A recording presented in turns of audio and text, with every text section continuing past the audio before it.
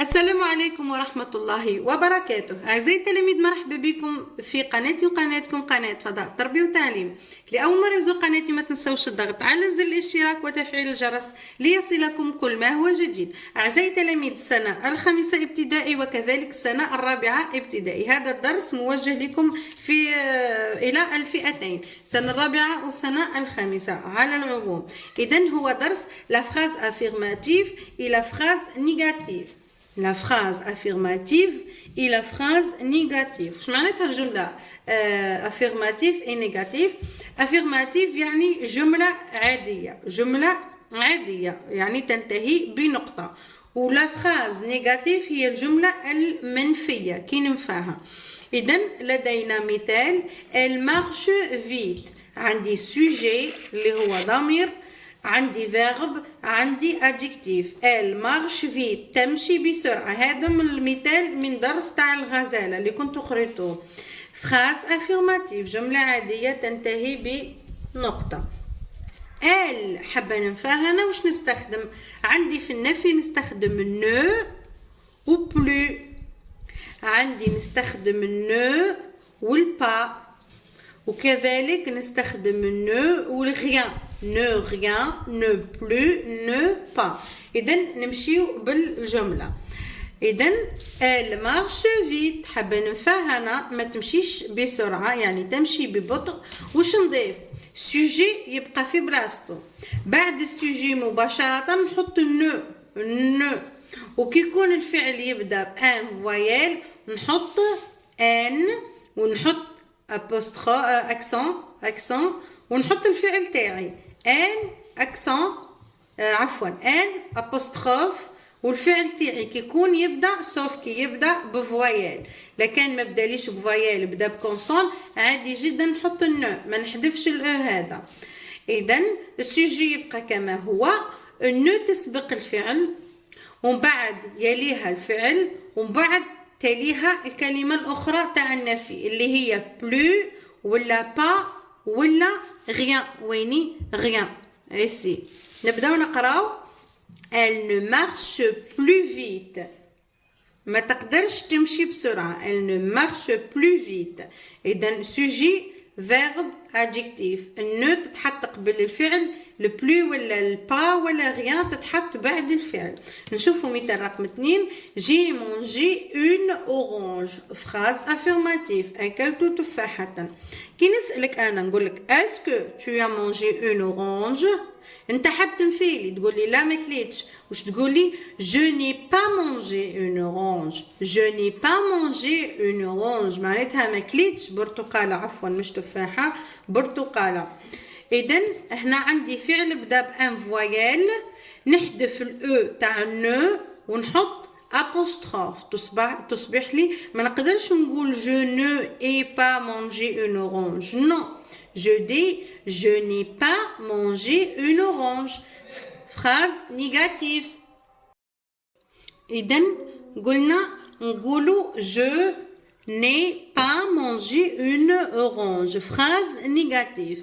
هنا sujet بقى لي je، حطيت أداة النفي ne والبا، النو تتحط قبل الفعل والبا تتحط بعد الفعل. إذن je n'ai pas mangé une orange. phrase négative. La troisième phrase. j'ai vu une belle poupée. j'ai vu une belle poupée.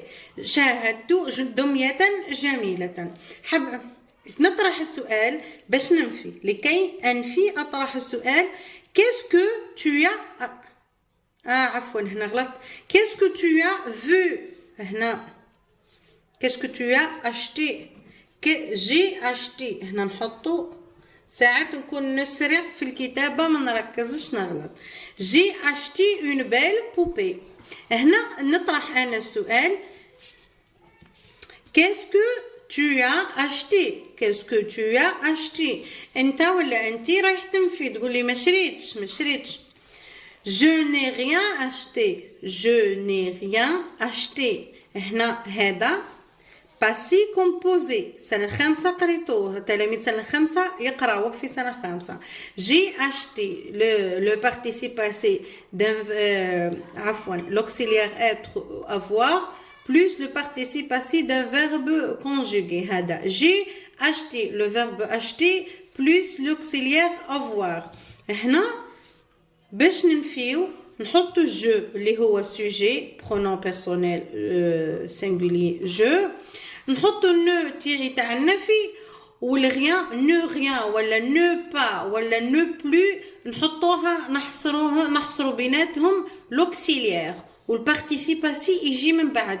ما نقولوش je n'ai acheté rien, نقولو je n'ai rien acheté, je n'ai rien acheté. انت رايح تنفي انك ما شريتيش تقولي ما شريت والو. je n'ai rien acheté. هنا راح نطبقوا نديروا تمرين صغير على الدرس اللي قريتوه تاع الغزاله لانها كانت بليسي. راح نشوفوا راح نختاروا اجابه صحيحه من هاتين الجملتين. غولي لو تكست يعني نص الغزاله عاود اقرا النص بوي شوازي لا بون ريبونس وبعد ذلك اختار الاجابه الصحيحه. Qu'est-il passé depuis que Maya est blessée à la patte؟ يعني قالك وش صرا بعد ميا هذه الغزالة ما تبليسات على لي بات تاعها. لي بات هما الساقان تاع الحيوان أو رجلين الحيوان.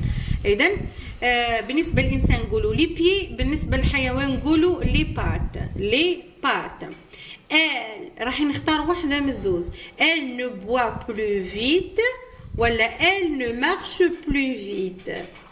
كنا قريناها في الجملة في الأعلى. نختار الجواب الصحيح. Elle ne marche plus vite. لا تستطيع المشي بسرعة. Exercice numéro 2. Mis les phrases suivantes à la forme négative. Mis les phrases suivantes à la forme négative. ضع الجمل التالية. لدينا جملتين عندنا لا فورم افيرماتيف نحولوهم لا فورم نيجاتيف. واش نديرو؟ بابا achète une voiture. بابا sujet achète verbe une voiture COD يعني مفعول به COD. عندي sujet عندي verbe عندي COD. vous voyez sujet نهبطوه كما هو بابا. قلنا نحطو نو قبل الفعل. نهبط الفعل اشات. عفوا هنا ارتكبت انا خطأ. عفوا نو اشات. نقدروا نقولوا نو اشات الفعل يبدأ بفويال ما نقدروش نقولوا نو اشات. اذا نحط الان ابوستروف ما نحطش نو. بابا ناشيت نحط البا أداة النفي. نو والبا الفعل يبدأ بفويال نحط ان ابوستروف. بابا ناشيت با. بابا ناشيت با. ما نقولوش بابا نو اشيت با. نقولوا بابا ناشيت با. نحط السي او دي تاعي كما هو اون voiture. Une voiture. Papa n'achète pas une voiture. Alors لدينا الجملة الثانية. Maman prépare le dîner. ماما تحضر العشاء. أمي تحضر العشاء. sujet كالعادة نهبطو كما هو. نحط نو avant le verbe ne. نهبط الفيرب كما هو ne prépare.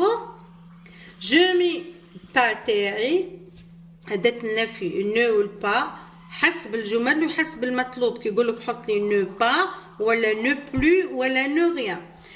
مامون نو بريبار با نهبط السي او دي تاعي كما هو لو ديني.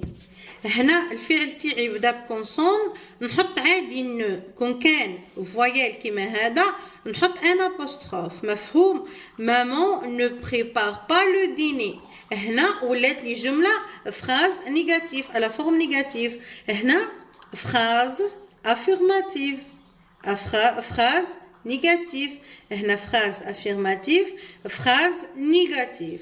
اذا اعزائي التلاميذ نتمنى تكون المعلومه وصلتكم وتكون درس اليوم نال اعجابكم ونال رضاكم. الى الملتقى في درس جديد وتمارينات جديده. دمتم في رعايه الله وحفظه. مع السلامه.